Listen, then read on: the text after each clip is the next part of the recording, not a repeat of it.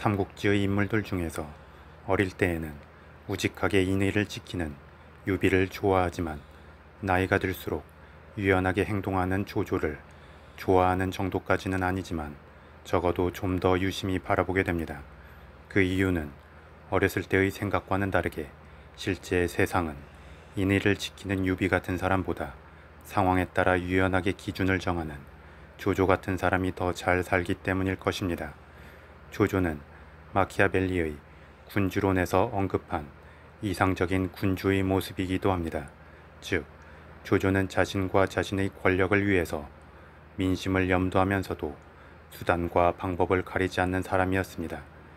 유비가 백성들이 나를 버릴지언정 내가 백성들을 버리지는 않겠다 라고 말한 것에 반하여 조조는 내가 세상을 버릴지언정 세상이 나를 버리게 하지 않겠다 라고 말했을 정도로 조조는 철저히 자신의 존재가 가장 중요했습니다. 그래서 사소한 거짓말부터 잔인한 거짓말까지 상황에 따라 자유자재로 구사하면서 자신이 원하는 바를 얻었습니다. 조조가 한 대표적인 두 가지 거짓말을 보면 다음과 같습니다. 먼저 망매지갈 또는 매림지갈이라는 고사의 유래가 된 사소하지만 큰 반전 효과를 낸 일화입니다.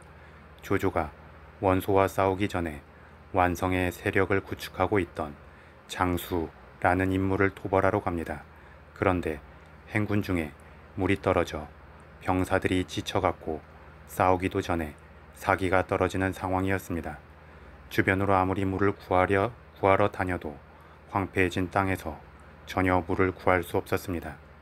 이에 조조는 앞쪽의 큰 산을 가리키며 저 산만 넘으면 매실나무 숲이 있고 거기서 매실과 물을 먹으면서 갈증을 해소할 수 있다고 말합니다.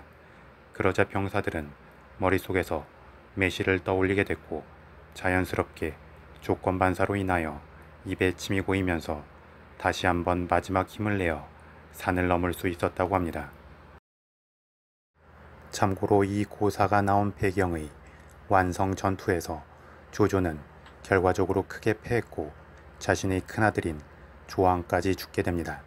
그런데 그렇게 자신의 큰아들까지 죽게 만든 원수인 장수가 원소와의 관도 대전을 앞두고 투항하자 원한을 갚기보다 오히려 후하게 대우하면서 받아줍니다.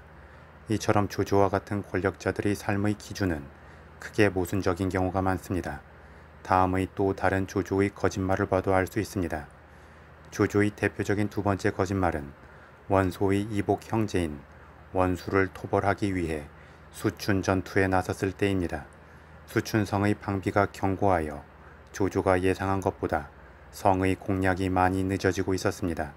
남은 군량은 3일치였는데 추가 보급이 도착하기까지는 열흘이 남은 상태여서 그 사이에 병사들의 사기가 크게 떨어지고 반란도 예상되는 상황이었습니다.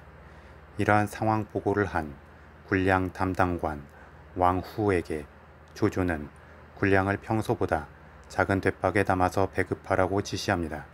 하지만 병사들은 금세 군량이 줄어든 것을 알고 전쟁 중인 자신들을 속인다며 조조를 원망합니다. 그러자 조조는 빌릴 물건이 있다고 군량 담당관인 왕후를 부릅니다.